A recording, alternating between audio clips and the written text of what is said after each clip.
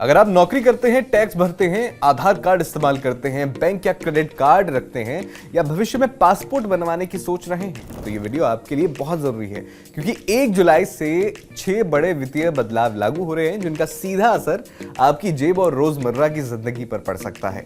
इस वीडियो में हम एक एक करके इन बदलावों के बारे में समझेंगे, आखिर क्या बदलाव हैं, किस पर असर पड़ेगा और आपको क्या करना चाहिए। नमस्कार, आप देख रहे हैं TV9 का खास शो पैसा, पॉलिसी और पब्लिक। मैं हूं अरुण सुंदराल।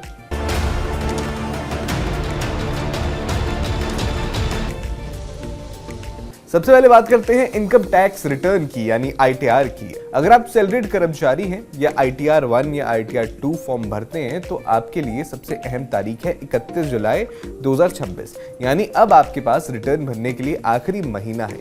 अगर आपने समय पर ITR फाइल नहीं किया है तो सिर्फ लेट फीस ही नहीं लगेगी, बल्कि कुछ टैक्स बेनिफिट्स भी छूट सकते हैं आपसे। अगर आपकी सालाना आय 5 लाख रुपए से ज्यादा है तो 5,000 तक की लेट फीस लग सकती है, जबकि 5 लाख तक की आय वालों के लिए 1,000 रुपए तक का जुर्माना हो सकता है। साथ ही कुछ वित्तीय नुकसान भी अगले साल कैरी फॉरवर्ड करने का फायदा भी नहीं मिलेगा। इसलिए अगर आपने अभी तक ITR फाइल नहीं किया है तो आखिरी समय का इंतजार न करें। अब दूसरा बड़ा बदलाव है आधार कार्ड से जुड़ा हुआ।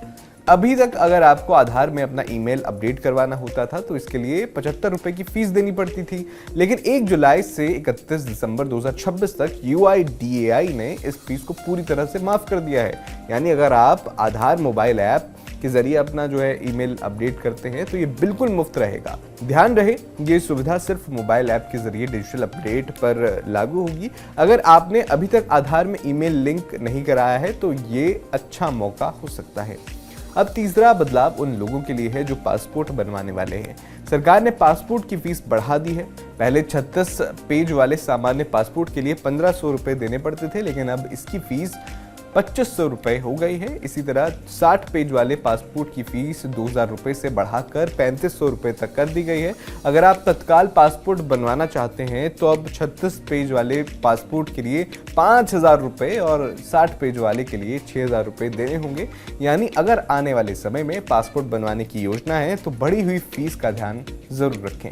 चौथा बदलाव HDFC bank credit card users के लिए है। अगर आप HDFC का ऐसा क्रेडिट कार्ड यूज करते हैं जिसमें एयरपोर्ट लाउंज एक्सेस मिलता है तो अब नियम पहले जैसे नहीं रहेंगे। अब आपको हर कैलेंडर क्वार्टर में कम से कम 60,000 रुपए खर्च करने होंगे, तभी पहले क्वार्टर में 3 मुफ्त डोमेस्टिक एयरपोर्ट लाउंज विजिट्स मिलेंगी। मतलब अगर आपने अप्रैल से जून के बीच 60,000 रुपए खर्च नहीं किए तो जुलाई से सितंबर वाले क्वार्टर में आपको ये सुविधा नहीं मिलेगी। यानी अब लाउंज एक्सेस खर्च से जुड़ा होगा, सिर्फ कार्ड रखने से नहीं।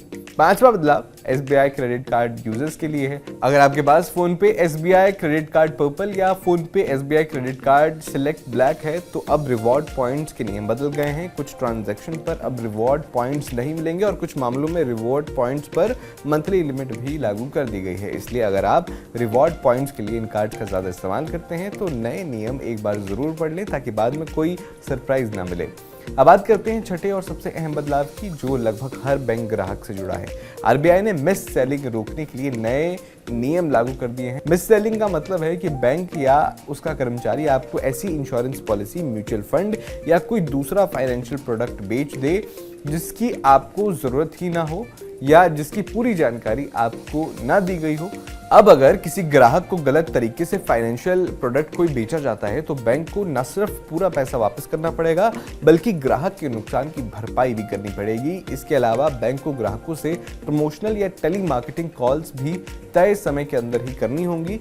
इसका मकसद ग्राहक के अधिकारों की रक्षा करना है और बैंक सिस्टम को पारदर्शिता इसमें बढ़ाना है।